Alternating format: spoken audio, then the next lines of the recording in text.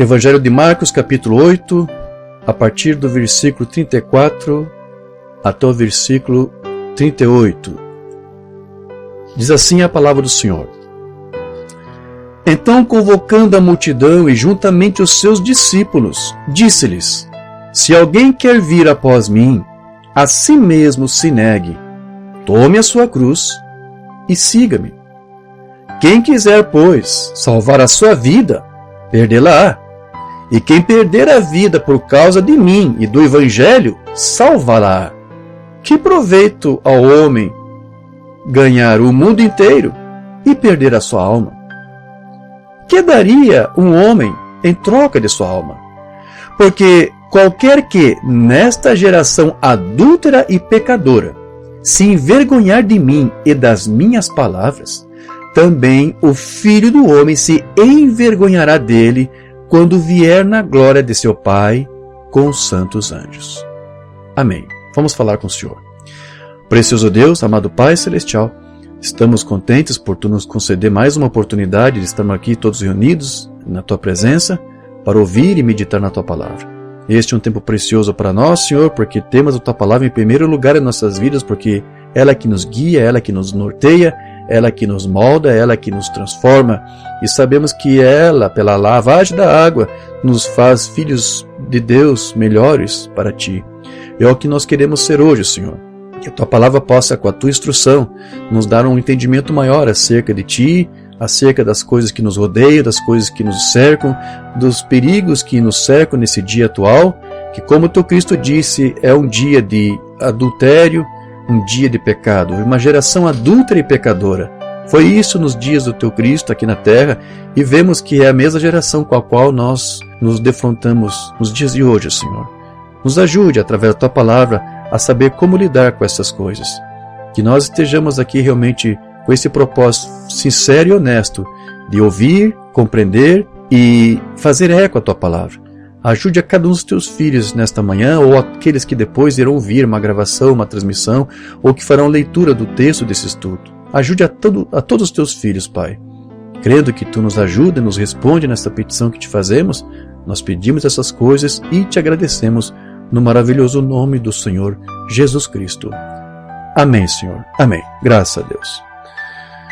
Então, meus queridos, como eu disse para vocês, o tema que eu quero tratar aqui hoje é sobre o espiral do silêncio. E nessas palavras finais aqui, onde Jesus fala que aqueles que se envergonharem dele, ele também se envergonharia deles naquele último dia, ou quando ele viesse, Cristo aqui está fazendo menção desse espiral do silêncio. Porque diz que se trata aqui, quando Jesus fala sobre daqueles que se envergonhassem. Porque a espiral do silêncio é um termo técnico, é um termo aí de sociologia. Ele foi criado por uma filósofa, uma historiadora, jornalista alemã, Elisabeth Nolle Neumann. Em 72, ela criou esse termo.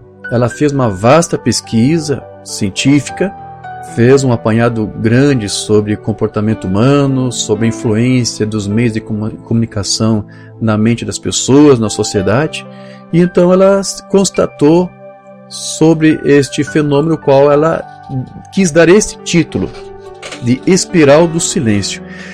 O que exatamente vem a ser esse espiral do silêncio? A senhora Elizabeth concluiu que normalmente as pessoas têm uma opinião, muitas das vezes, contrária a que se defende nos meios de comunicação ou qualquer outra repartição ou instituição. Normalmente as pessoas têm uma opinião contrária, mas as pessoas ao mesmo tempo percebem que se elas discordarem de uma opinião que é apresentada por mídias, por meios de comunicação e outros órgãos, eles temem serem rechaçados pela sociedade como um todo por não apoiar, por não defender certos temas, certas narrativas, certas agendas, certas pautas. Com receio de ser criticado, de ser zombado, certo? Por expor a sua própria opinião, eles muitas das vezes permanecem então em silêncio e não expõem suas opiniões, justamente para evitar qualquer tipo de agressão, para evitar qualquer tipo de algo que venha prejudicar a sua reputação, porque infelizmente é o que alguns acabam fazendo quando não concordam com eles. Então, temendo essas coisas, temendo má reputação, temendo ser criticado, temendo ser zombado, esculhambado e tudo, enfim, às vezes as pessoas acabam simplesmente se calando para algumas coisas, quando eles veem uma maioria tendo um pensamento vigente, como se fosse parte aí do senso comum. Então, para não sentir como que alguém que é visto por esse grupo como alguém do contra, simplesmente, eles preferem simplesmente se manter calados, em silêncio. Então, a princípio, eles acabam ficando em silêncio, e isso faz com que eles, por estarem em silêncio, se tornem omissos, e por estarem omissos, por não emitir sua própria opinião, a imagem que eles transmitem é que eles estão concordando com aquela opinião que a maioria ali está propondo, apresentando, e como que cedendo isto. Por ficar em silêncio, por se omitir de evitar perseguição, para evitar dissabores, para evitar contendas e tudo e tal, as pessoas acabam muitas vezes fazendo isso. Eles se omitem de dar opinião, para evitar constrangimentos, para evitar perseguições, e acaba até depois cedendo, mesmo que a princípio não concordava com aquelas pautas, com aquelas ideias, por simplesmente se manter em silêncio, o outro passo a seguir, que geralmente a maioria dá, é de concordar com aquela pauta, e então eles fazem parte de um grande espiral, porque é uma coisa que vai aumentando e vai crescendo. E daí essa estudiosa chamou essa espiral de espiral do silêncio, porque as pessoas simplesmente se acomodam e aceitam aquela opinião que foi imposta praticamente a eles. Então, uma opinião de uma maioria que é imposta para todos, mas alguns, uma pequena minoria, não concorda, melhor, mas para evitar, como eu disse, problemas pessoais na sua vida, perseguição, críticas, coisas do tipo, eles preferem então simplesmente guardar a sua opinião para si mesmo, manter-se em silêncio, e aí, por simplesmente se manter em silêncio, pensa-se que a pessoa ali está concordando. Então, mesmo não dando a sua opinião, ela já faz parte desse espiral do silêncio, onde ali a maioria das pessoas estão, por sua omissão, aparentemente apresentando concordar com aquela opinião que os meios de comunicação transmitem. Porque esta senhora, ela disse que essas ideias que são propostas, que alguns discordam e que depois acabam cedendo, vêm da mídia, vêm dos meios de comunicação. O grande poder de convencimento das mídias de fazer as pessoas concordarem com coisas que elas normalmente não iriam concordar. Ao ponto que, a princípio, eles preferem se manter omissos, como eu disse, em silêncio, mas depois resolvem publicamente expor seu apoio às ideias que antes mesmo eram contrárias. Tudo isso para evitar aquilo que eu disse, aqueles dissabores, aquelas críticas, aquelas perseguições. Então, à medida que a distância entre a opinião dessa pessoa e a opinião pública aumenta também a probabilidade dessa pessoa se calar e até mesmo se autocensurar por isso. Então, os meios de comunicação são os responsáveis. São um fator essencial para estabelecer essa espiral do silêncio, na medida que eles já formatam uma opinião pública para que as pessoas sigam. Então, perante uma opinião pública já formatada, as pessoas que não concordam com aquilo que é politicamente correto, elas entram então nesse espiral do silêncio, muitas vezes constituindo aí uma maioria silenciosa. Daí que surgiu esse termo. Então, o resultado disso é um processo em espiral que incita os indivíduos a perceber as mudanças de opinião e a segui-las até que uma opinião aí se estabeleça como uma atitude prevalecente. Ok? Então, é o que nós estamos vendo. E hoje se fala muito sobre um consórcio, está havendo um consórcio das mídias, onde as mídias militantes de pensamentos, de ideias progressistas, de esquerda, de comunismo, eles estão se unindo para apresentar a todos uma pauta, uma agenda, questões, e as pessoas simplesmente acabam sucumbindo e aceitando isso, porque é pesadamente passado isso para a sociedade. Então, atualmente, essa nossa imprensa militante, ela tem forçado as pessoas a aceitarem uma opinião que elas normalmente não aceitariam, mas que elas acabam depois acatando sob efeito manada. Posso citar aqui alguns exemplos, como o que aconteceu logo após aí aquela pandemia que surgiu, onde alguns órgãos, e principalmente a imprensa, incitou as pessoas a que submetessem aquelas injeções experimentais contra o vírus chinês, e eram experimentos, nada que fosse comprovado cientificamente. Embora quem diga isso é chamado de negacionista, mas não é. Muitos médicos e profissionais da área se levantaram contra a Anvisa, contra a imprensa mesmo, contra os juízes aí da Corte Suprema, de obrigar praticamente as pessoas. Então, a mídia fez esse trabalho e muitos, mesmo sabendo que eram experimentos, por conta dessa sujeição, dessa obrigatoriedade praticamente, as pessoas acabaram aceitando serem injetadas, justamente para elas não serem depois discriminadas ou isoladas socialmente e vistos por alguns aí como párias da sociedade. Muitos, mesmo não concordando, acabaram submetendo, porque é uma coisa que foi passada adiante. Então, nessa espiral, as pessoas, algumas preferem se manter em silêncio, outros não apenas se manter em silêncio, ou seja, não quiseram mais se opor, mas até acabaram consentindo e aceitando. Então, existe hoje, como eu disse, esse consórcio de mídias militantes. Elas trabalham juntas a fim de defender uma narrativa em comum para convencer o público a aceitar uma mentira como se fosse verdade. E mesmo que alguém tenha uma opinião contrária a essas mídias, elas acabam depois concordando a fim de não ser criticado, para não ser perseguido por essas mesmas mídias, ou seja o que for.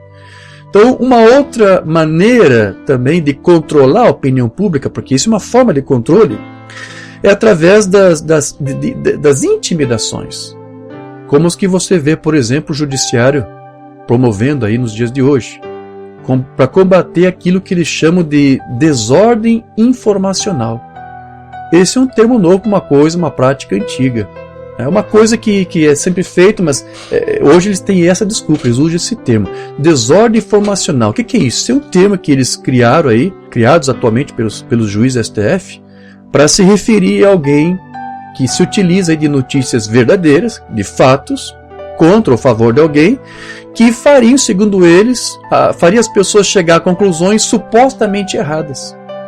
Então, como em nosso país esses juízes são todos militantes do comunismo, então eles não querem que as pessoas obtenham informações reais sobre determinados assuntos que as fazem chegar a uma conclusão que esses juízes não querem. Então, mesmo as notícias sendo verdadeiras, elas não são aceitas por eles, pelo judiciário. Então, isso tudo é um desenvolvimento desse espiral do silêncio. O espiral do silêncio desenvolvido pelas mídias é uma forma muito sutil de controle das mentes das pessoas. Mas quando regimes ditatoriais sentem que isso ainda não é o suficiente, eles até se utilizam de outros meios catalisadores mais abrangentes. E uma das maneiras de se controlar a opinião das pessoas, de modo que elas possam compulsoriamente aceitar uma opinião dominante, mas contrária ao seu modo de pensar, é a censura, como nós estamos vendo também já acontecendo aí, e alguns órgãos de imprensa estão sendo censurados por esse poder. E a desculpa é isto: estão usando aí de desordem informacional. Estão falando de fatos, de coisas, mas segundo eles, ainda que sejam fatos de verdades, e leva as pessoas a ter conclusões equivocadas ou erradas. Então, eles estão chegando a este ponto. Tudo isso para fazer calar a voz de uma maioria e impor narrativas de uma minoria. Mas veja, meus queridos, essa senhora que tratou desses estudos, a senhora Elizabeth, na época, ela, em 72, quando ela criou o termo, mas em 76 ela conseguiu pôr à prova isto, através das próprias eleições. Em 76 houve eleições, não sei para que cargo na Alemanha, não sei se foi para presidente. Então, o que ela fez? Ela simulou pesquisas, intenções de votos, colocando na frente das intenções de votos pessoas, candidatos, que o povo não estava apoiando. Então ela, de propósito, assintosamente colocou candidatos que o povo não estava interessado em votar à frente.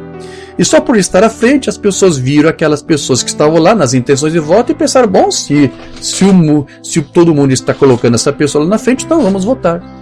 Então isso é um efeito do espiral do silêncio. As pessoas olham e dizem: como é que é?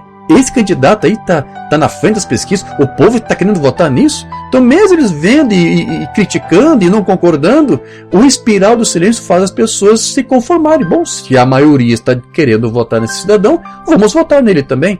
Então, foi feito isso. E você sabe que os institutos de pesquisas que são pagos por esse consórcio de mídias da militância de esquerda, esse pessoal, eles fazem essa mesma coisa que foi feita lá no passado, nos anos 70. Eles estimulam pessoas que normalmente o povo não quer votar e projetam falsamente essas pessoas à frente das pesquisas, nas intenções de voto, para estimular as pessoas a pensarem que, como todo mundo está pretendendo votar naquela pessoa, naquele candidato, então eles acabam votando. Então isso é o efeito, querendo ou não, do espiral do silêncio. Parece uma coisa tão pueril, tão infantil, mas isso acontece. E isso realmente influencia as pessoas. Eles simplesmente veem qual é a posição da grande maioria e, para não se sentir como contrário à grande maioria, para evitar perseguição e crítica, simplesmente, bom, se vocês estão dizendo que é essa pessoa que vocês vão votar, então não vou me opor, não vou dizer que não vou contrariar, as pesquisas estão mostrando, então também vou votar. Então, essa pesquisadora usou falsamente esse tipo de projeção para provar que a sua teoria era verdade, e isso se confirmou. Então veja, mas só que eu quero dizer para você que está também havendo uma espécie de espiral do silêncio às avessas. Por que isso?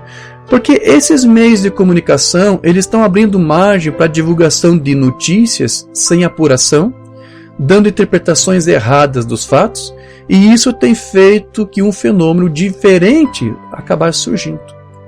Porque essa teoria da espiral do silêncio é de uma grande maioria influenciando uma pequena minoria que discorda a também concordar com a maioria. Só que agora está acontecendo o inverso.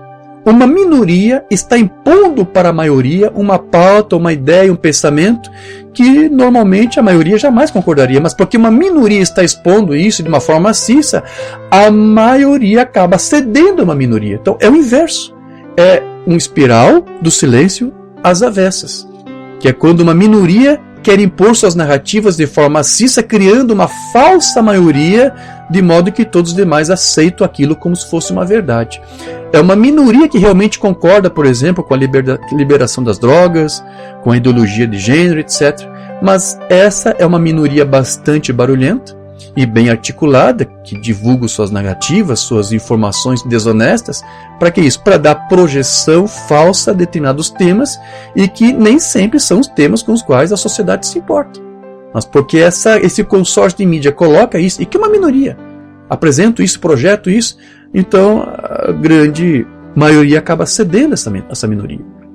Então eles criam, esses meios de comunicação, essas mídias, eles criam métodos para impor ideias a qualquer custo, ao ponto até mesmo de destruir reputações, se assim for, claro que com fake news, certo? E essa minoria, formada por um consórcio de mídia, como eu disse, ela apresenta uma pauta que a maioria, mesmo sendo contrária, se sente constrangida a se silenciar de suas próprias opiniões e de aceitar o que essas mídias propõem. Então, nesse contexto, as pessoas, para não entrar em discussão, para evitar brigas, evitar polêmicas, elas acabam se calando para uma minoria que falsamente tenta impor uma opinião como se ela fosse dominante, e não é. Então isso cria, como eu disse, uma espiral do silêncio às avessas. Quando uma maioria prefere se calar e assim se submete a uma minoria que se impõe e que exige ser respeitada. Então isso mostra que os manipuladores dos fatos sempre fizeram de tudo para que os contrários ficassem em silêncio e aceitassem suas narrativas como verdade. Deixa eu citar um exemplo, um caso aqui, só para você entender como que está acontecendo na prática. Você se recorda quando vazou um vídeo aí da ministra Damares, quando falou apenas entre ministros, né? Os meninos usam azul, as meninas usam rosa. Bom, vazaram esse áudio, vazaram esse vídeo, e quando esse consórcio da mídia militante soube disso, tirou tudo do contexto e usou isso para dizer que a ministra estava tendo preconceito, tudo e tal. Então, o que eles fizeram? Você lembra o que fizeram? Uma coisa patética. Os apresentadores de rede de jornal, televisão, os homens se vestiam de cor de rosa e as mulheres, as apresentadoras, se vestiam de azul para dizer, olha, nós não temos que seguir esse padrão aí dos xenófobos, né? É isso que não é xenofobia, como é que é? não é xenófobo, homofobia, acho que é isso, né? Homofobia. Então acusaram a ministra de ser homofóbica, então disseram, isso aí é coisa para homofóbica, então nós não somos. Então impuseram a sua própria pauta. E isso é uma pauta do quê? De uma minoria para fazer com que toda a maioria aceitasse. E se você for ver, a maioria sempre faz assim. Quando um casal tem um filho aí para ser gerado, que está para nascer, logo quando eles sabem qual é o sexo da criança, eles já preparam o seu enxoval. Se é menino, já vão preparar um enxoval com coisas, com brinquedos, com decorações da cor azul. Se é menina, cor de rosa. Certo? Sempre assim. A maioria pensa assim, mas como uma minoria quis fazer disso uma agenda para suas pautas comunistas, então ele já expõe isto e constrange a esmagadora maioria a ceder uma coisa que sempre foi crido, sempre foi aceito como uma coisa normal, e cedem silenciosamente essa pauta, essa agenda. Simplesmente porque preferiram aí se calar, ficar em silêncio. E isso nos faz lembrar daquela crítica. Por que Martin Luther King Jr. fazia aquela crítica? Eu não estou preocupado com o grito, com o barulho dos maus. O que me incomoda é o silêncio dos bons. É as pessoas vendo isso que está errado e se conformam, e aceitam, e se calam, e consentem. No caso de Martin Luther King, claro, estava se referindo à questão de racismo. Muitos ali eram contra o racismo nos Estados Unidos, mas se calavam. E isso já fazia porque o racismo continuasse, ao invés de se protestar contra. Então veja, meus irmãos, em termos gerais, só para você entender, só para nós recapitular novamente, a espiral do silêncio acontece então quando alguém deixa de expor sua opinião só para não ser isolado por um determinado grupo. Então quando o indivíduo apresenta uma opinião contrária dos demais, o que acontece com ele? Normalmente ele é rejeitado. Então para que isso não aconteça, o que a pessoa faz? Ela decide então não expor a sua própria opinião só para continuar fazendo parte do grupo. Então deste modo podemos afirmar que o grupo que partilha de uma mesma ideia seria a maioria, teoricamente. Mas, por outro lado, aqueles que possuem uma ideia diferente seria a minoria. Então, a maioria acaba influenciando os demais, que aos poucos passam a ter a mesma opinião dos outros só para fugir daquele temido isolamento. E como nós vimos, é pela mídia que essa maioria consegue expor a sua opinião com tanta facilidade. E os meios de comunicação, elas priorizam a opinião da maioria de modo que a minoria seja silenciada. E um bom exemplo de como essa teoria do espiral do silêncio funciona foi, como te disse, por meio das eleições, porque aquela pesquisadora usou as eleições lá da Alemanha e fez isso, projetou à frente um candidato que não era da escolha do povo, mas porque viram, acabaram cedendo. E é a mesma coisa que é feito hoje através das pesquisas, é a mesma coisa. Então veja, a pessoa que tem um pensamento diferente, ela opta inicialmente pelo silêncio, mas por fim ela acaba se adaptando à opinião oposta. É o que geralmente acontece para esses que ingressam nesse espiral do silêncio. Então o que nós podemos entender com essa teoria de que as pessoas têm medo de serem rejeitadas. Então por isso elas preferem o silêncio. E depois elas analisam o comportamento dos demais que concordaram com aquela ideia da grande maioria, só para saber quem é aceito pela maioria.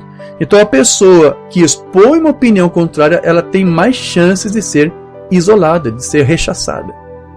E embora isso seja visto como uma teoria, nós vemos que isso tem se confirmado na nossa sociedade. Isso tem acontecido, tanto no meio político, como também no meio universitário, acadêmico, e também, principalmente, no meio religioso. Exatamente, queridos. É por isso que agora talvez você dê um pouco mais de razão ainda, além do que você já dava, para o irmão Branham, quando ele dizia que era contra as organizações. Lembra disso? Porque o que uma organização faz, o que uma denominação faz, é a mesma coisa que um consórcio de mídia comunista faz. É a mesma coisa, o espírito é praticamente o mesmo. O que uma organização faz? Assim como a imprensa, assim, que se reúne para promover mentiras, uma organização ela padroniza um credo, um dogma de fé, para que seja aceito pela maioria. E não aceitar qualquer opinião contrária a esse credo. Eles rechaçam quem se opõe a isso. Então é isso que uma organização faz. Por isso que uma Umbanda era contra a organização. Porque a organização religiosa, ela impõe um espiral de silêncio, do silêncio, a todos aqueles que não concordam com os seus dogmas, com as suas teologias, com as suas doutrinas. Então vejam, meus irmãos, isso não é um fenômeno recente. Eles dão nomes atuais, modernos, para uma coisa, para um comportamento social muito antigo. É muito antigo isso. Quando a Igreja de Roma ela se organizou, ela havia determinado que somente o seu grupo de teólogos, de sacerdotes, era que deveria interpretar as Escrituras. Lembra disso? Ninguém poderia ouvir ou pregar a palavra, a não ser que viesse do próprio sacerdócio ali, dos bispados de Roma, ninguém mais. Somente os prelados de Roma poderiam pregar a palavra ou até mesmo ler as Escrituras. Sim, a Igreja de Roma, quando se organizou, ela inclusive proibiu a tradução da Bíblia para outros idiomas que não fosse o latim. Para você estudar a Bíblia, tinha que ser só no idioma do latim. Se alguém resolvesse traduzir em outro idioma, era rechaçado. Então, mesmo muitos não concordando com os abusos do clero, com os problemas ali envolvendo o papado, os bispados, as pessoas se calavam, porque elas não queriam ser criticadas pela sua opinião, por expor alguma coisa que estavam vendo que era errado. Mas como a maioria estava ali silenciosamente seguindo aquele sistema, todos os demais teriam que se conformar. Então era uma forma de controle que Roma demonstrou desde o início, para controlar a forma de pensar das pessoas, para impor ou dificultar melhor qualquer pensamento que seja contrário aos seus dogmas, aos seus preceitos. Eu lembro que nas obras antigas, eu creio que a Roma não deve, eu creio que a Igreja Católica não deve mais fazer isso. Mas se você for em uma biblioteca pública e buscar aí alguns livros antigos, eu já vi isso. Em alguns livros a Igreja Católica colocava nihil obstat. É latim, quer dizer nada contra. Assim? Então, para que alguém escrevesse qualquer livro, certo? Podia ser até outro idioma. Tinha que ter primeiro esse nihil obstat da igreja. Quer dizer, a igreja dizendo e apoiando, olha, podem ler, pode circular, pode imprimir esse livro, nada do que é dito aqui transgride ou fere a nossa maneira de pensar. Então a Igreja Católica impunha também isso. Qualquer livro que não tivesse esse nihil obstat nem chegava no prelo, nem era impresso, porque não era defendido e apoiado pela Igreja Católica. Então isso é uma forma antiga de controle para as pessoas ficarem silenciosas de suas opiniões, para não se opor ao sistema. Então veja, isso fez com que, mesmo que houvesse alguns que não concordassem com certas tradições, com os abusos do clero, como eu disse, eles teriam que se manter em silêncio, manter suas discordâncias em silêncio, a fim de não serem desprezados ou mesmo excomungados pela paróquia, excomungados pelos bispos. Veja, por exemplo, um caso histórico que todos conhecem da ciência, quando Galileu conseguiu publicar e provar pelas suas descobertas científicas de que a Terra girava em torno do Sol. Na época, a Igreja Romana defendia a teoria geocêntrica, de que o Sol e tudo mais, todos os planetas giravam em torno da Terra. Mas primeiro foi Copérnico, mas Galileu foi quem soube expor mais isso nos seus livros. Ele provou, através da observação, do telescópio e tudo, que não, a Terra gira em torno do Sol. Quando Galileu publicou isto, a Igreja Católica convocou Galileu e obrigou para que ele se retratasse. Porque como a fé católica apresentava um outro ponto de vista científico diferente ao que Galileu está apresentando, como isso feria o sistema, agredia o sistema romano, então Galileu foi obrigado a se retratar e ele se retratou. Galileu se submeteu a esse espiral de silêncio. Havia outros da sua classe científica que também estavam vendo isso, mas que preferiram ficar em silêncio. Galileu resolveu abrir a bica e falar, não está errado, a Terra gira em torno do Sol, não é o contrário. Então obrigaram o homem a se retratar e ele teve que fazer isso, ele teve que renunciar às suas descobertas científicas. E dizer, não, estou enganado, realmente a Terra está no centro, tudo é plano, sabe, tudo gira em torno da Terra. Ele teve que fazer isso. A espiral de silêncio forçou ele a ter essa atitude. Séculos mais tarde, de que adiantou isso? Séculos mais tarde, João Paulo II, você lembra? Ele pediu desculpas à humanidade por terem feito isso, criado esse constrangimento com Galileu, de forçá-lo a retratar das suas descobertas. Porque depois, nesse quesito pelo menos, a Igreja Romana acabou cedendo à ciência, cedendo aos fatos. Mas veja, o mesmo não aconteceu, graças a Deus, com aquele monge agostiniano chamado Martinho Lutero. Você lembra dele? Lá em 1517 ele pregou aquelas 95 teses na porta da igreja lá do castelo de Wittenberg, na Alemanha, rompendo com a espiral do silêncio do seu tempo.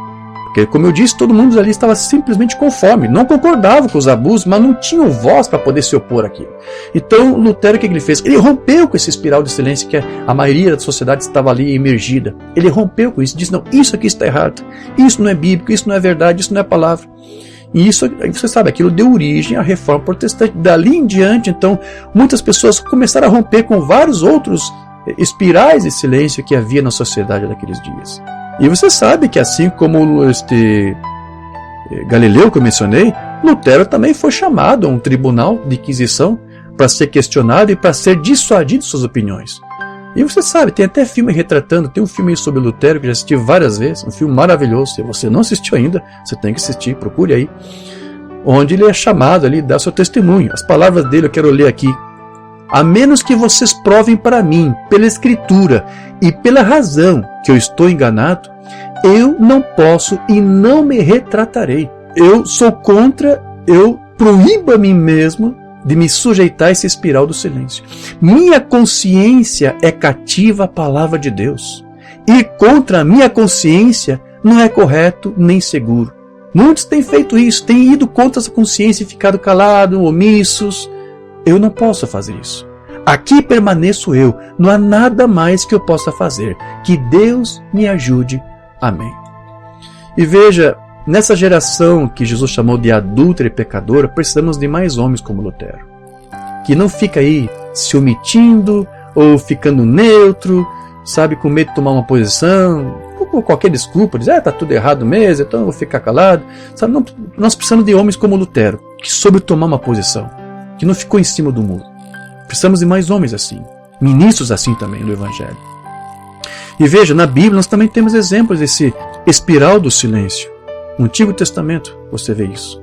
Você tem um pequeno Lutero lá no Antigo Testamento chamado Micaías. Ele foi um Lutero do seu tempo. Quando todos ali estavam, seus 400 profetas de Baal, lembra? Acabe e seus 400 profetas tinham um pensamento dizendo que ele e o rei Josafá, se não me engano, poderiam aí ir para a peleja, ir para a guerra. Mas o próprio Josafá perguntou, você não tem mais um outro profeta para nós consultarmos? E Acabe disse, olha, tem um aí, mas ele é do contra. Ele não aceita esse espiral nosso aqui do silêncio. Não submete esse nosso espiral do silêncio. Não aceita aqui o nosso judiciário militante, não dá ouvido ao nosso consórcio de mídia. Ah, mas eu quero ouvir ele mesmo assim. Ah, tá bom, mas o problema você vai ver que é verdade o que eu estou lhe dizendo. Então chamaram o Micaías e disse, ó Micaías, todos os 400 profetas, todos os juízes lá do STF, toda a mídia esquerdista, todos eles disseram uma só coisa. Então vai lá e submeta-se a esse mesmo pensamento ou entre no espiral de silêncio e fique calado e não diga nada. O que foi que Micaías fez? A mesma coisa que Lutero fez. Ele disse, eu não posso ferir minha consciência, eu somente vou dizer o que Deus me disser para falar. Então ele rompeu com esse espiral do silêncio. E você vai ver que no início do ministério do Senhor Jesus Cristo, a princípio ele teve muitos seguidores. Muitos estavam seguindo ele, ou seja, Jesus estava adquirindo uma boa popularidade frente aos filhos de Israel. Mas quando Jesus começou a ser combatido publicamente pelos próprios homens do Sinédrio, e os homens do Sinédrio eram políticos, não eram apenas religiosos, sacerdotes, eram políticos, o cargo deles era o equivalente de senado ou de juiz. Eram como um pequeno STF lá dos dias de Jesus. O Sinédrio era isso. Então, quando o STF lá dos dias de Jesus começaram a também acusar Jesus de criar desordem informacional, de criar expor ideias que eram contrárias às suas, a do clero, do Sinédrio, e o povo estava vendo isso, então eles ficaram com medo de também ser acusados disso e começaram a se silenciar a respeito de Jesus. E até alguns que estavam seguindo Cristo deixaram de seguir a Cristo. Porque eles ficaram receosos de serem publicamente perseguidos e criticados por aqueles religiosos. Então você tem um bom exemplo desse espiral do silêncio, para você ver que isso havia também nos dias de Jesus, com o caso lá do cego de nascença que foi curado. Você lembra disso? Quando ele foi curado, o STF, a mídia toda chamou lá o cego, chamou depois os pais do cego, para ter certeza que ele estava realmente cego. E você lembra qual foi o testemunho dos pais? Eles não tiveram coragem de dizer que os curou? Bom, vamos ler isso aqui para você entender, para você ver como isso aqui é atual. João 9, versos 15 a 23. Tornaram, pois, também os fariseus e perguntaram-lhe como vira, e ele lhes disse: Pôs-me lodo sobre os olhos, lavei-me e vejo. Então alguns dos fariseus diziam: Este homem não é de Deus, pois não guarda o sábado. Diziam outros: Como pode um homem pecador fazer tais sinais? E havia dissensão entre eles. Tornaram, pois, a dizer ao cego: Tu que dizes daquele que te abriu os olhos? E ele respondeu que é profeta, só pode ser um profeta. Os judeus, porém, não creram que ele tivesse sido cego e que agora visse, enquanto não chamaram os pais do que agora via.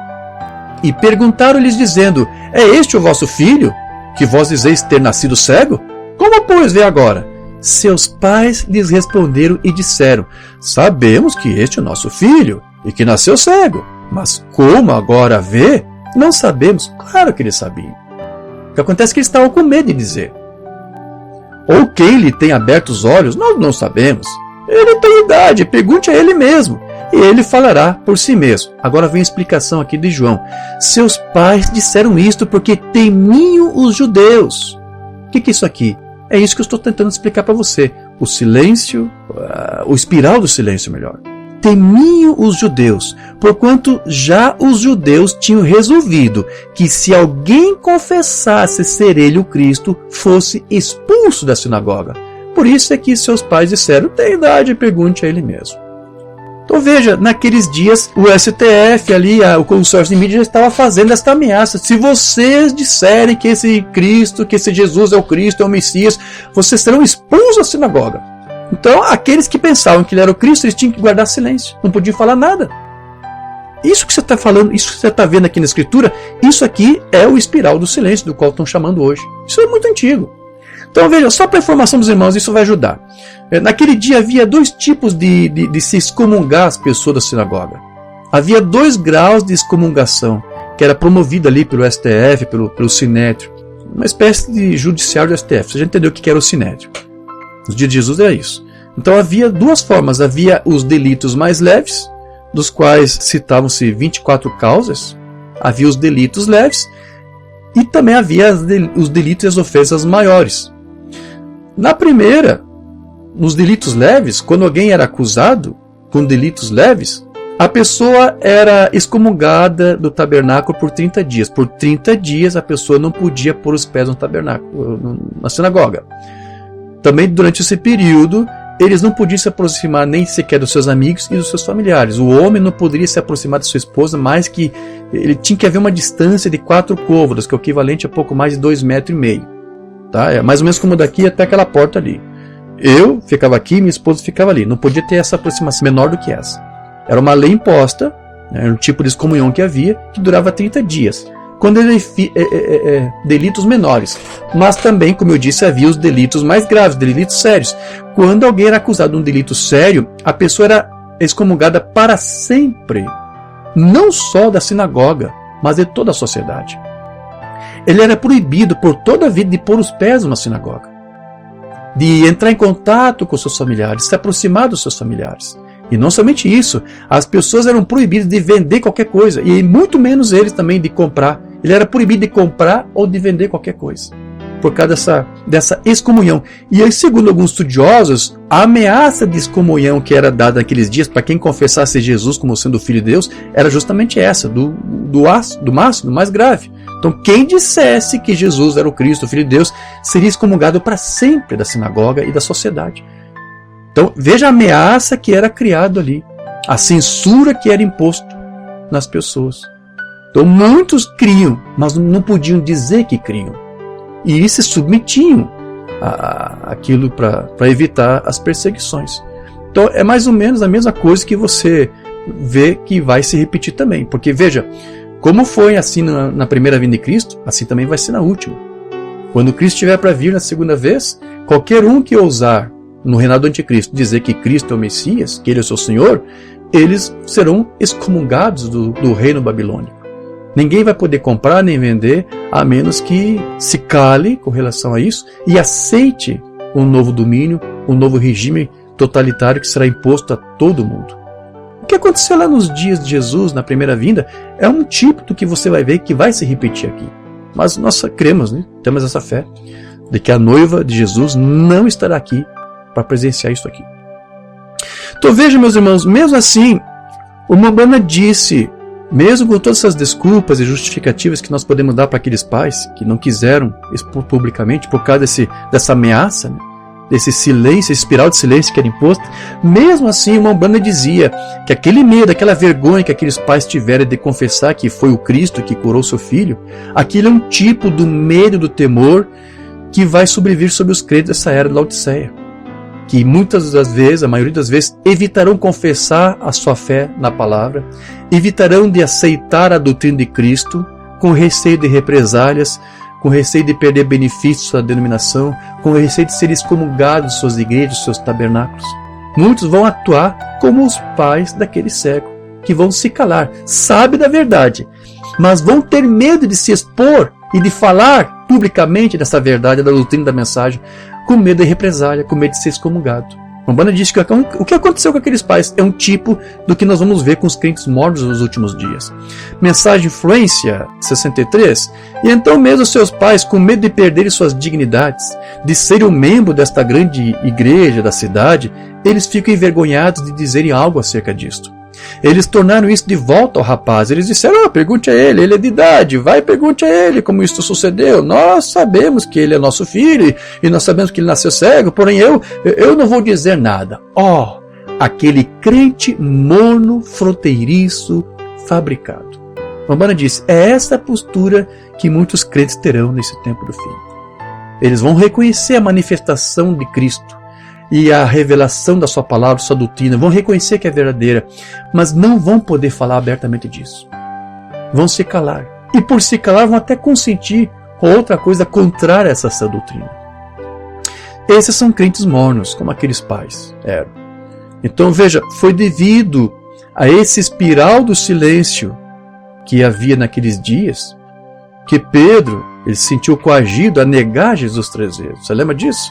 Foi o espiral de silêncio que havia ali que forçou pelas conjunturas a Pedro a ter aquela atitude de negar que conhecia Jesus.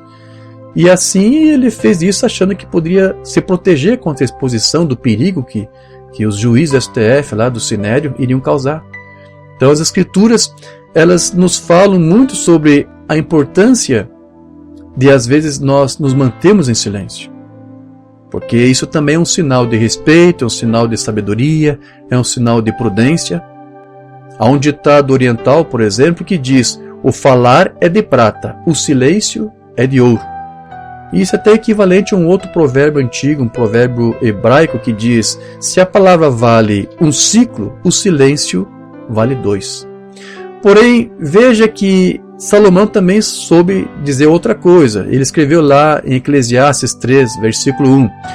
Tudo tem o seu tempo determinado, e há tempo para todo o propósito debaixo do céu. Aí lá no versículo 7, ele vai listar várias coisas assim. E lá no versículo 7, Salomão vai dizer assim, há tempo de rasgar e tempo de coser. Há tempo de estar calado, há tempo de você ficar em silêncio, mas também há tempo de você falar. Então é prudente você ficar em silêncio realmente a respeito de algumas coisas, mas Salomão também diz, há tempos, há circunstâncias, há ocasiões em que você não pode ficar calado, você não pode ficar com vergonha. Cristo disse, quem tiver vergonha de mim, da minha palavra, eu também me envergonharei. Então há um momento em que há circunstâncias que você pode ficar calado por questão de prudência, tudo bem, mas há ocasiões que não tem nada a ver com prudência. Há um tipo de coisa que causa vergonha, que faz a pessoa se calar e que Jesus condena. Jesus não apoia. Então, embora o silêncio seja um sinal de prudência, como eu disse, ao mesmo tempo Jesus também nos disse que nós não devemos temer. Lembra disso? Jesus disse lá em Mateus 10, 28, não tenhais medo daqueles que matam o corpo, mas não podem matar a alma. Teme antes aquele que pode destruir a alma e o corpo no inferno. Então, na verdade, Jesus ele fala de 2 tipos de medo. Nós podemos chamá-los de o medo bom, que é esse da prudência, e o medo mau. O medo bom é uma virtude, como eu disse, é a prudência. Jesus ele já havia dito aos apóstolos, Mateus 10, 16, sede prudentes como as serpentes e simples como as pombas. Então veja, a prudência ela nos ensina a não arriscarmos nossa vida à toa, mas a ter sabedoria para nós discernir aquilo que é bom, aquilo que é mal.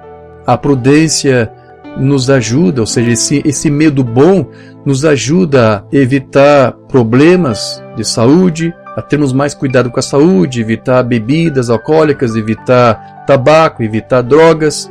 Isso é um medo bom. Você, por precaução, você vai evitar essas coisas. Nós devemos ter medo, nós devemos ter temor de ofender a Deus. Nós devemos ter medo de não amá-lo de forma conveniente. Nós devemos ter medo de não ser fiel a Ele. Nós devemos ter medo de negar a Cristo por alguma coisa que fizemos ou deixamos de fazer. Nós devemos ter medo, temor de não amar a todos como nós deveríamos amar. Então esses são medos legítimos. São a prática e a virtude da prudência. Mas Jesus ele previne também contra aquele medo que é irresponsável, aquele medo que é hipócrita, aquele medo paralisante que te escraviza, que te deixa calado quando você deveria falar. Um medo que trai aquela missão que Cristo nos deu, que é de propagar o Evangelho e de darmos o testemunho da nossa fé nele e a própria fé dele, como já tratamos. Então, é desse medo, desse tipo de medo aqui, o medo mal, desse tipo de vergonha, que Cristo estava se referindo lá quando ele disse no texto que nós lemos há pouco: qualquer que nessa geração adulta e pecadora se envergonhar de mim e das minhas palavras, também o Filho se envergonhará dele. Então, o irmão Branham, ele disse que muitos cristãos, na verdade, se envergonham de Cristo quando preferem seguir com o credo eclesiástico das suas igrejas, ao invés de confessar a sua doutrina e impondo-lhes um espiral do silêncio. Na mensagem Por que tinha que ser pastores, irmão Branham diz aqui: essa é a razão pela qual hoje as pessoas têm vergonha de louvar a Deus, elas têm vergonha de Cristo. As grandes catedrais não receberão o batismo do Espírito Santo, elas estão tão estabelecidas de sua maneira eclesiástica que não receberão. Deus vai encontrar alguém por quem ele possa receber louvor. Ele é capaz de das pedras levantar filhos a Abraão. Amém. E veja, meus irmãos, Jesus ele disse que aquilo que aprendemos da palavra, certo? Não deve ser ocultado, mas deve ser o quê? Revelado. Revelado para todos. Mateus 5,15. Não se acende a candeia e se coloca debaixo do alqueire, mas no velador, e dá luz a todos que estão na casa. Se você tem luz, você não vai ficar calado quanto a esta luz. Você vai falar, você vai tornar esta luz pública. Você vai falar. Se você não fizer isso, se você tiver vergonha por medo de alguma perseguição, por medo de alguma crítica que você vai sofrer, por causa de alguma reputação, vai manchar você, a tua reputação, vai manchar a tua biografia. Então, por medo de alguma coisa assim aconteça, se você prefere ficar calado, Jesus disse: eu, da mesma forma, vou ficar calado, vou ficar com vergonha de você.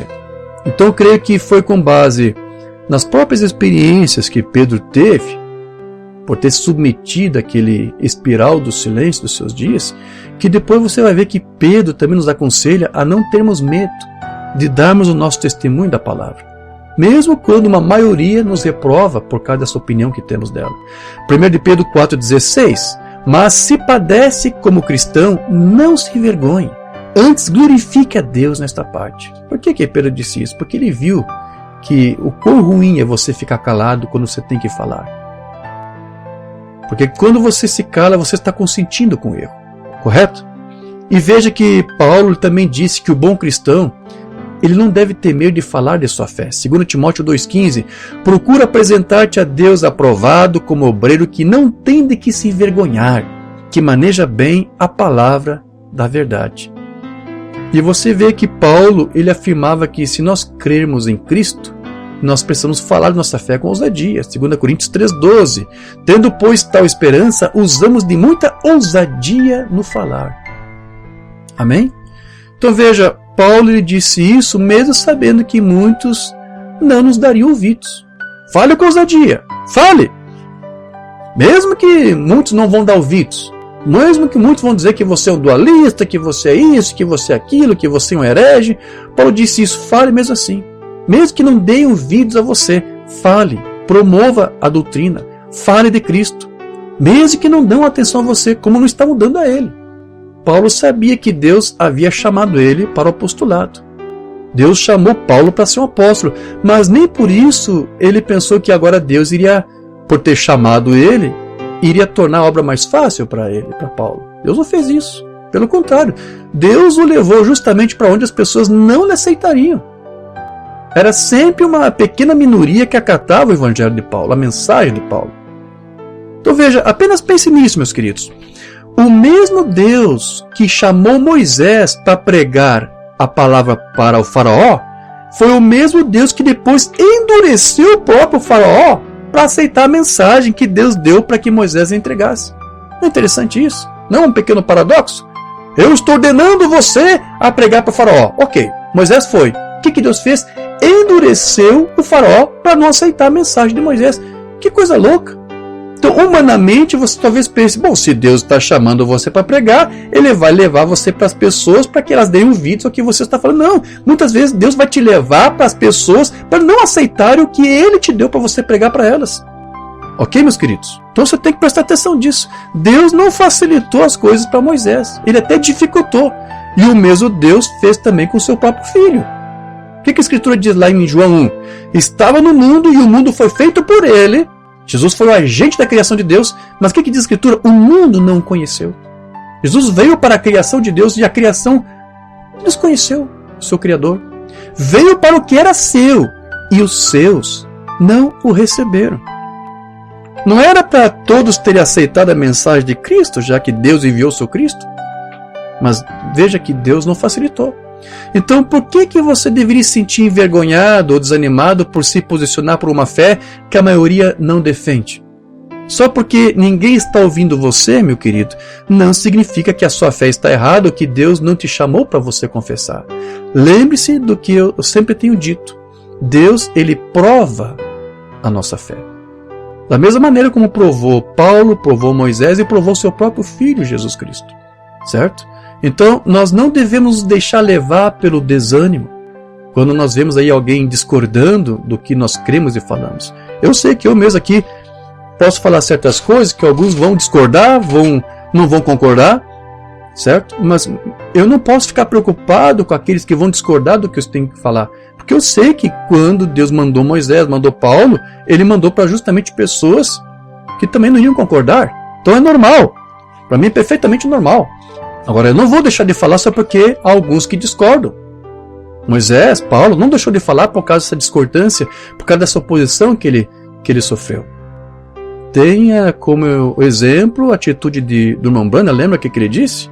Ele disse, eu sou responsável por entregar esta mensagem, eu não sou responsável com o que você irá fazer com ela. Isso já não será mais problema meu. E é isso que nós fazemos. Então, ao todo, quando você vai fazer uma pesquisa, você vai ver que lá no Novo Testamento existe cerca de 35 menções a se envergonhar de Cristo ou do Evangelho. E quando nós somos salvos, nós confessamos que somos salvos. Nós temos orgulho de dizer que o Senhor Jesus nos salvou. Nós confessamos isso com os nossos lábios, com a nossa boca, contando para todos, para nossa família, para nossos amigos, companheiros de trabalho. Nós falamos. Foi isso que Paulo disse. Romanos 10:9. Se confessar com a sua boca que Jesus é o Senhor e crer no seu coração que Deus o ressuscitou dentre os mortos, você será salvo. A palavra confessar significa concordar, estar de acordo. Então, nós estamos de acordo com Deus sobre os nossos pecados e de que Ele nos perdoa, e é por isso que com a nossa boca nós confessamos, o que significa que é algo que precisa ser feito publicamente. É isso que Paulo aqui está dizendo. Nós confessamos, nós abrimos os lábios e falamos. Então, nós podemos também estar negando a Cristo e a sua própria doutrina pelo nosso silêncio ao não contar as boas novas para os outros. Isto é o que se pode chamar também de o pecado da omissão. É como se Jesus estivesse dizendo para você, olha, eu fui contra o sistema religioso por você. Eu não me calei diante do judiciário, STF lá dos meus dias. Eu me posicionei, falei da doutrina do meu Pai para todos, por amor de você, por amor de todos. E agora você quer me dizer que você crê em mim, mas tem medo de confessar a minha doutrina? Para essa geração adulta e pecadora, com medo de ferir a sua biografia, com medo de que a sua reputação seja manchada? Eu vou me envergonhar também de você naquele dia. É o que Jesus está dizendo hoje. Então, meus queridos, nas diversas vezes aí da Bíblia que ela menciona a palavra envergonhar, embora os contextos ali sejam diferentes, é possível entender que alguns poderiam excitar em falar sobre Jesus justamente por causa dessa espiral do silêncio criada pelos religiosos dos seus dias, fazendo com que os judeus ou a comunidade tivessem medo sobre o que os seus líderes pensariam a respeito. E meus irmãos, é como disse uma banda aqui, a mesma coisa, o profeta disse, o que os pais daquele cego fez é a mesma coisa que você vai ver essa geração fazer nesses últimos dias.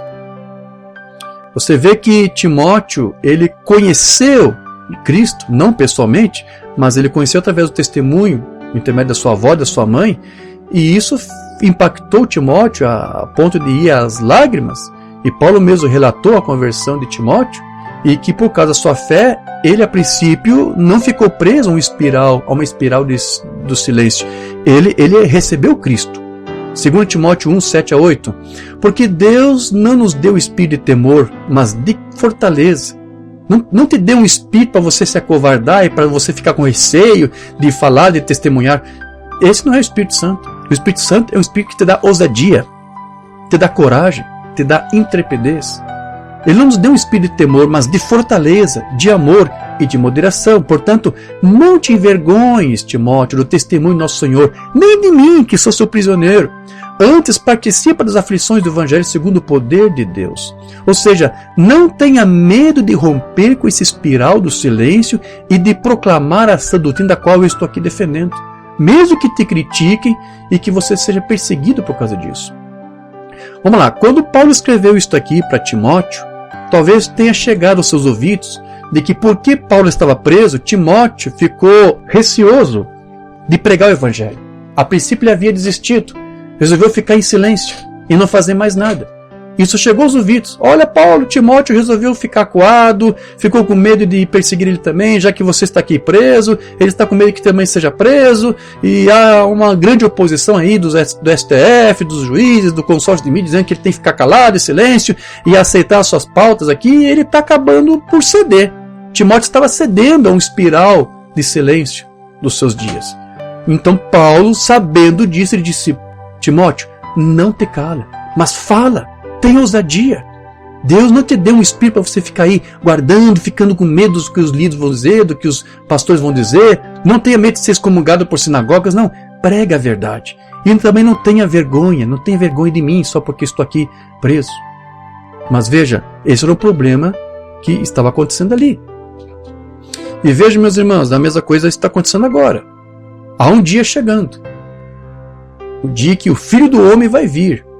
E que agora ele está aqui sendo tratado tanto com desprezo por causa dessa mensagem, porque ela foi entregue pelo Filho do Homem, e essa mensagem tem sido rejeitada, e são poucos que realmente se posicionam, que aceitam o opróbrio dessa palavra, dessa doutrina, dessa mensagem. Então, mas vai chegar um tempo em que o próprio Filho do Homem, carne humana, você sabe, vai voltar aqui, vai vir novamente. Ele vai aparecer, como diz a Escritura, com o brilho, com a glória do seu próprio Pai, acompanhado de seus anjos, de miríades de anjos. E ele vai invocar o universo ao seu tribunal.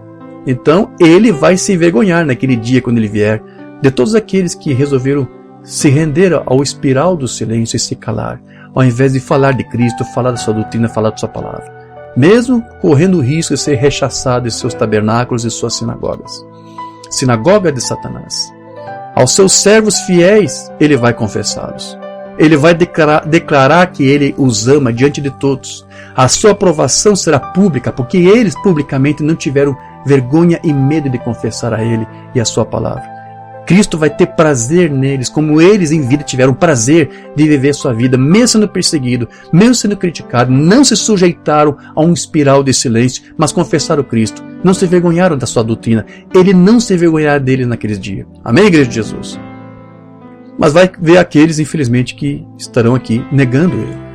E é por isso, meus irmãos, que lá em Apocalipse é mencionado que nos últimos dias haveria perdição para aqueles que fizessem justamente isso, se sujeitassem a esse espiral do silêncio, que aceitassem ser intimidados e que se calassem por vergonha, por timidez, por silêncio, quando deveriam ter falado.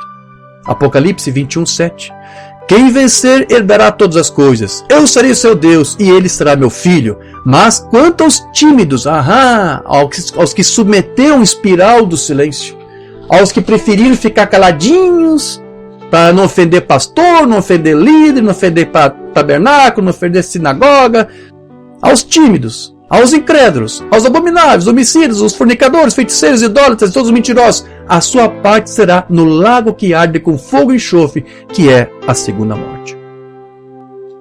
Então, meus queridos, veja que tema importante esse que o Senhor está nos trazendo hoje. Alguns estudos, eu vou trazer aqui, fazer uma leitura rápida aqui para você.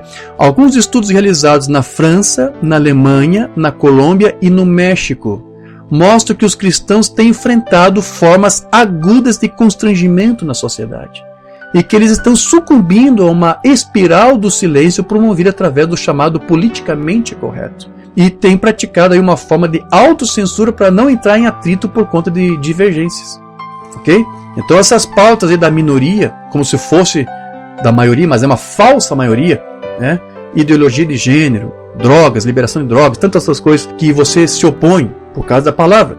Algumas igrejas nesses países que eu citei aqui, França, Alemanha, Colômbia, México, os cristãos dessas igrejas, desses países, estão sendo perseguidos, retaliados por apresentarem a sua posição da Bíblia sobre isso. Então eles têm que ficar calados acerca disso. O relatório diz o seguinte, quero ler aqui para você.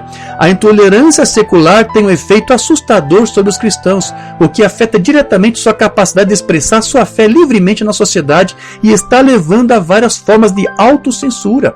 Algumas pessoas realmente temem ser submetidas a processos judiciais ou sancionadas criminalmente por acusações de discriminação, enquanto outras temem ser submetidas a processos disciplinares em seu trabalho ou local.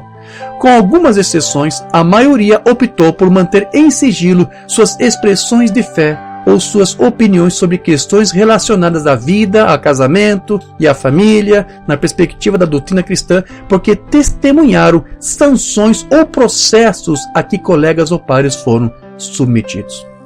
Então há coisas que a Bíblia condena e os cristãos vão ser proibidos de falar.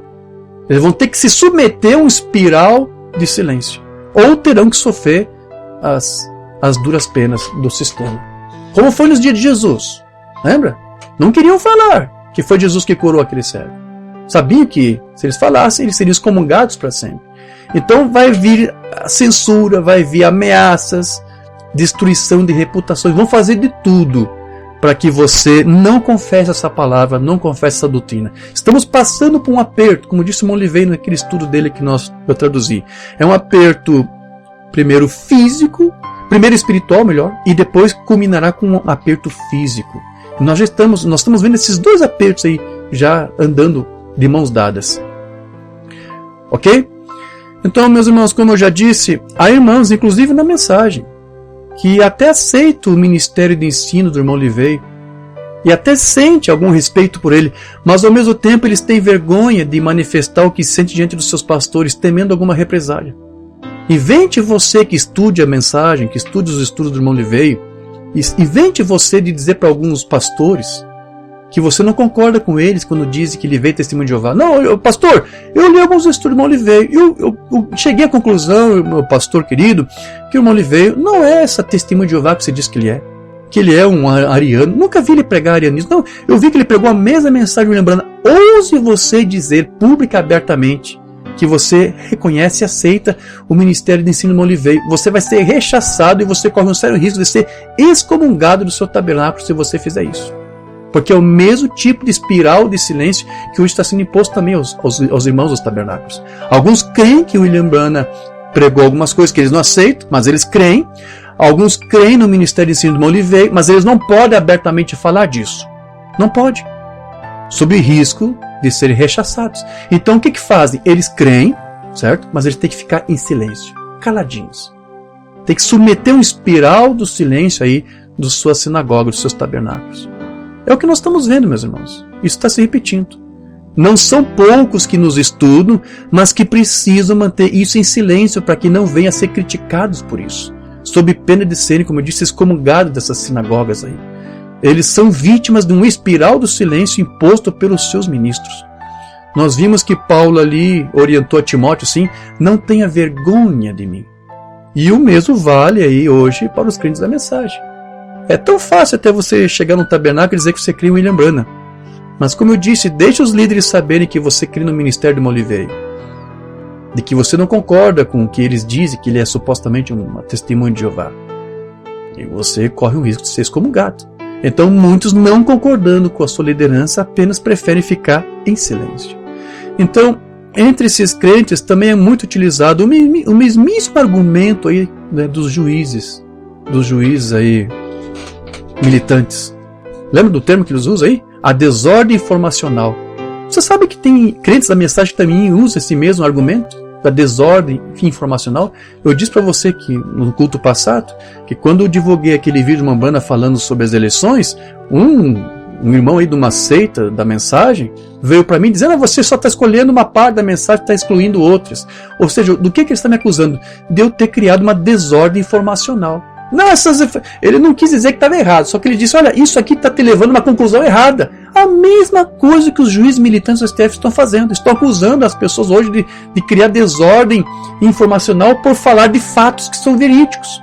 Então tem gente na mensagem que também nos acusa de desordem informacional quando dissemos que Jesus é um ser e Deus é um outro ser, que Deus gerou um filho antes da criação do mundo. Você cita as escrituras, você cita os sermões do Umbanda, e quando esse pessoal que é unicista, que não concorda com isso, diz: isso aqui é uma desordem informacional, tudo isso está tudo bem, o Umbanda disse isso, mas você está fazendo isso, o Umbanda dizer uma outra coisa que ele não disse, você está criando uma contradição. Não é isso que acontece, que eles não concordam com o que o Umbanda está dizendo.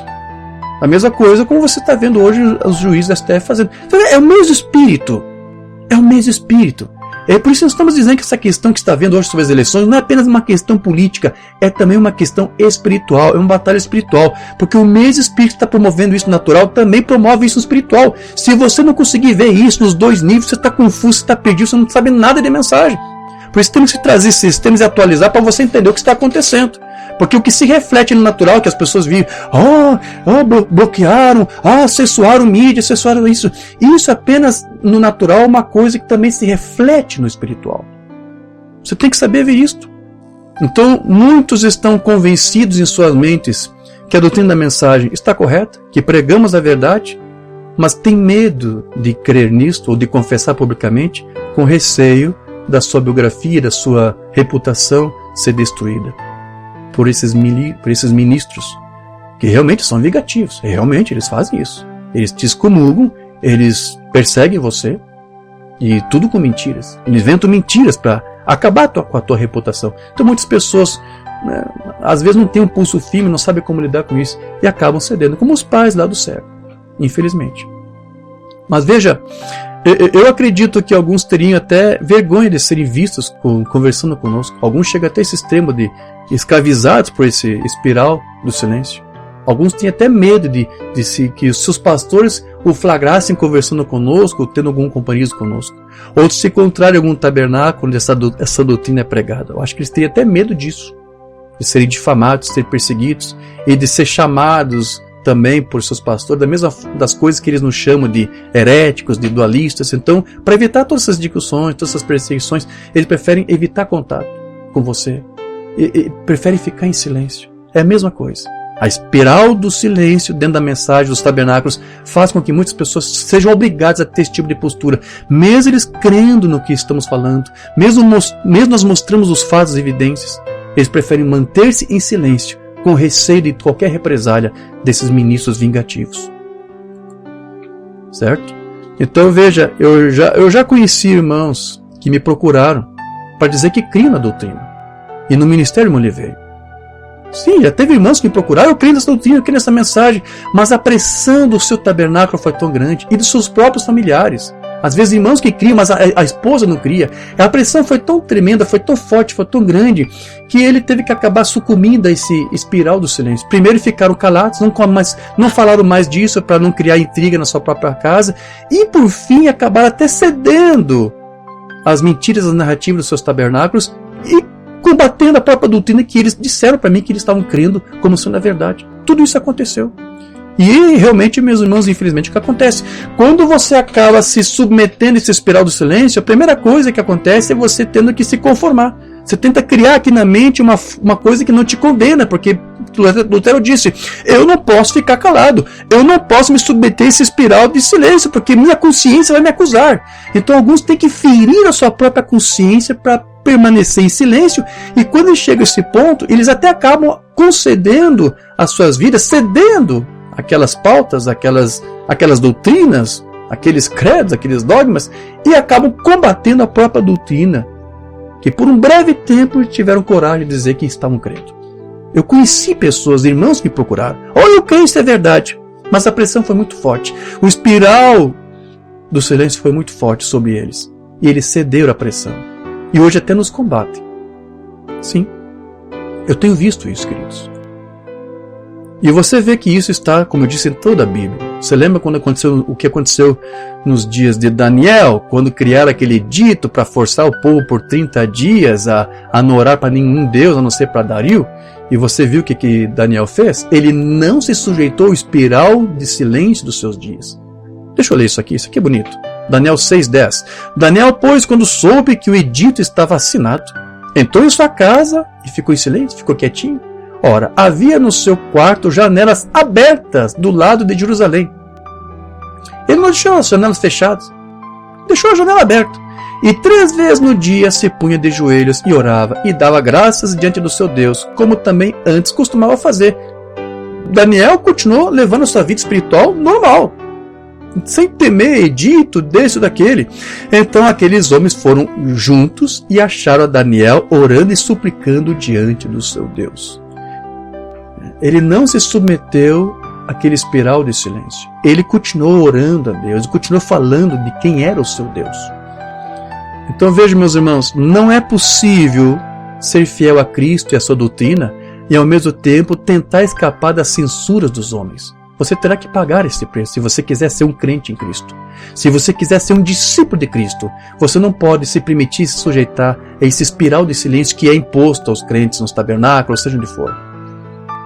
Então, a negação de sacrificar as nossas vidas pela causa de Cristo, pela sua doutrina, nos marcaria como pessoas que se envergonham de Cristo. E você viu o que Cristo disse que fará com eles naquele dia. Ele disse que também se envergonhará deles. Certo?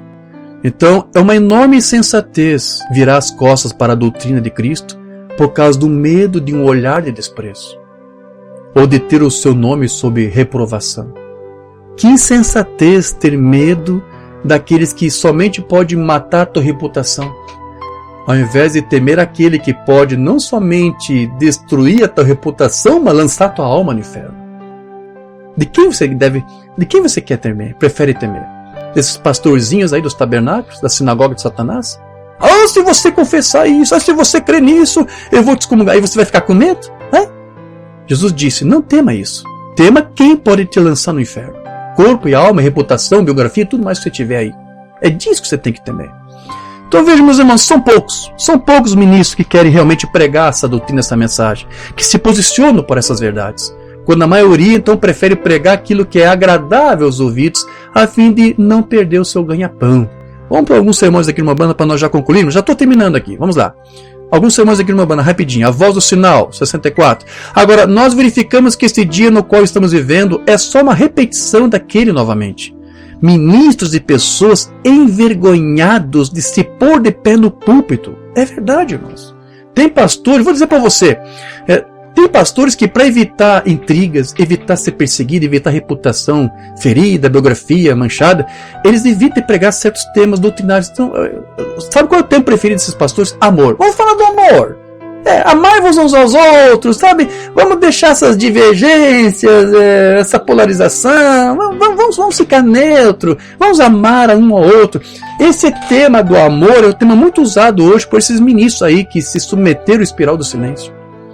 Para não ter que tocar em doutrina e coisas que vão agredir, que vai causar repulsa por alguns que discordam, para evitar constrangimento, para evitar perseguições ou má reputação, eles preferem tratar de temas assim, soft, light, água com açúcar, amor. O tema do amor é muito bonito, desde que você não exclua os outros, mas quando você usa isso aqui apenas como escudo para disfarçar a tua incredulidade, é disso aqui que o irmão Branham está falando. Alguns vão para púlpito, eles pregam alguma coisa, mas o quê?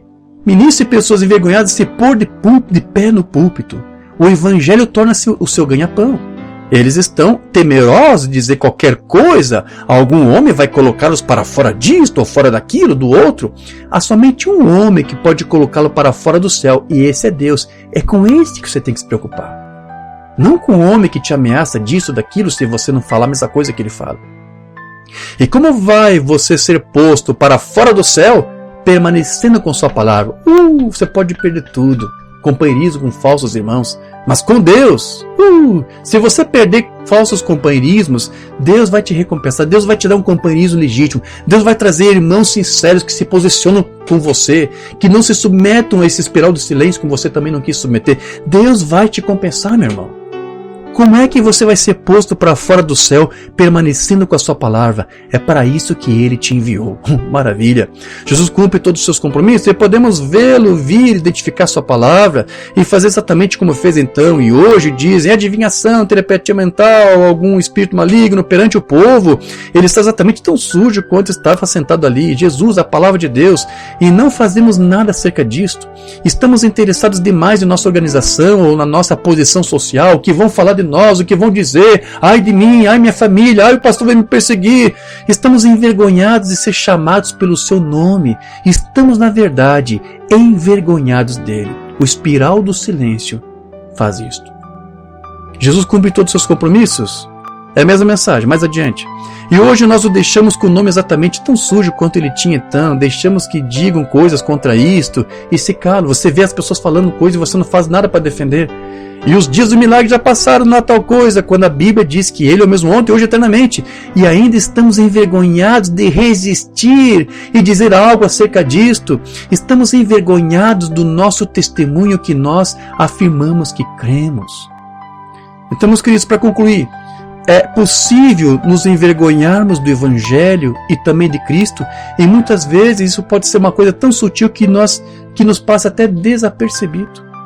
Quando tememos por retaliações ou por sofrimentos e então ocultamos a nossa fé, correto?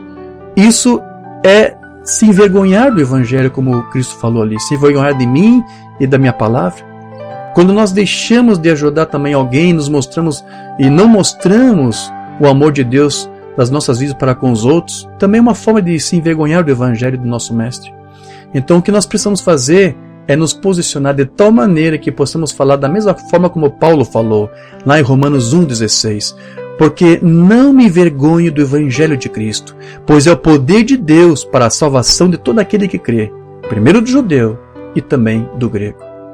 Então, meus queridos, ainda que sejamos chamados de uma minoria, sim, na verdade é uma maioria, né? A grande maioria tem a sua visão teológica da mensagem, você sabe qual que é o unicismo. Então, ainda que esse povo, na sua grande maioria, nos chame de grupo herético, dualista, seja o que for, nós não devemos nos calar e muito menos nos envergonhar dessa palavra, dessa doutrina. Porque, como disse Paulo, é o poder de Deus para a nossa salvação. Amém, meus queridos? Leia essa mensagem que irmã Banda para nós concluirmos esse nosso breve estudo de hoje. O poderoso Deus desvelado perante nós. Estou identificado com um grupo que sabe que ele está desvelado, que sabe que Ele é o mesmo ontem, hoje e eternamente. E sabe que isto não é fanatismo. É Jesus Cristo, o mesmo ontem, hoje e eternamente. Estou identificado com esse grupo aqui esta noite e esta manhã. Ainda que chamado de bando de heréticos, ainda que um monte de fanatismo por conta da palavra de Deus, mas não estou envergonhado do Evangelho de Jesus Cristo, pois é o poder de Deus para a salvação desses. Amém? Que Deus te ajude, que Deus ajude a sua noiva a não se envergonhar, a não se deixar abater e se submeter, sujeitar a esse espiral do silêncio. Como Paulo disse, se nós cremos, nós falamos. E que Deus nos ajude. Vamos falar com o Pai. Amado Deus e precioso Pai, te agradecemos, Senhor, por esse breve tempo em que Tu nos permitiu mais uma vez ver e testemunhar de como a Tua palavra é atual. Ainda que homens estudiosos, mulheres da ciência usam termos para falar de uma coisa que na verdade não é novo, vimos aqui na palavra que é uma coisa antiga. Sim, Senhor. E como disse o Teu Cristo, aquela geração adúltera, perversa e pecadora que fariam muitas pessoas se envergonharem dele, assim esta mesma geração adúltera, perversa e pecadora de hoje quer fazer com que muitos santos, muitos filhos Teus se calem e não se posicionem por aquilo que é correto. Seja qual for o argumento que eles utilizam. Mas, Senhor, aqui estamos, nos submetendo a Ti e a Tua palavra. Que Tu ajude a cada um dos Teus filhos. Que eles aceitem pagar o opróbrio. Como Moisés aceitou pagar o opróbrio, porque preferiu o reino de Cristo, deixando o reino do faraó, abdicou do trono faraônico por um trono maior, de estar junto com Cristo. E aqui estamos, Senhor, com esse mesmo propósito, com essa mesma fé. Ainda que estejamos falando talvez para pessoas que Tu mesmo endureceu para não nos ouvir, como Tu endureceu o faraó para não dar ouvidos ao homem que Tu levou até ele para pregar. Às vezes, Senhor, parece que acontece a mesma coisa conosco. Falamos e alguns criticam, alguns se levantam contra, e não podemos ficar receosos disso, porque pode ser que Tu mesmo esteja endurecendo eles para não dar ouvidos. Mas hoje entendemos, Senhor, que mesmo com espíritos endurecidos, mesmo com todo o espírito de oposição contra a Tua palavra, Tu nos chama para nos posicionar por ela e não nos envergonharmos disso. Ajude, Senhor, aos Teus filhos. Se alguns caíram, se alguns se envergonharam, que Tu possas dar uma chance a eles, como Tu deu uma chance para Pedro. Ele cedeu o espiral do silêncio do dia, mas Tu restaurou. É verdade que com lágrimas amargas, com choro amargo, ele buscou a reconciliação e Tu o restaurou. Que Tu venha restaurar os Teus filhos, Senhor. Dê uma nova chance para eles, Senhor. Que eles possam se posicionar e que eles não se preocupem com mais nada, com posição, com reputação, com o que quer que seja. Eles hoje entenderam mais uma vez a Tua palavra, que o que importa, Senhor, é termos companheirismo contigo. E tendo companheirismo contigo, somos mais que vencedores. E nós confessamos isso, Senhor. E nos orgulhamos do que Tu tens feito e que Tu ainda fará por nós. Porque Tuas promessas, Senhor, não serão fraudadas. Tuas promessas, Senhor, não serão desfeitas por Satanás, por suas mentiras. Nós sabemos que Suas promessas continuam em vigor e que Tu estás aqui para cumprir a cada uma delas. Então, Senhor, que Tu dê força, que Tu dê esse espírito de intrepidez, de ousadia, de coragem, de moderação para a Tua noiva, que aqui está, para se manter firme e que se posicione pelo correto. É o que nós te pedimos e te agradecemos, Senhor, no nome do Senhor Jesus Cristo. Amém, Pai. Graças a Deus.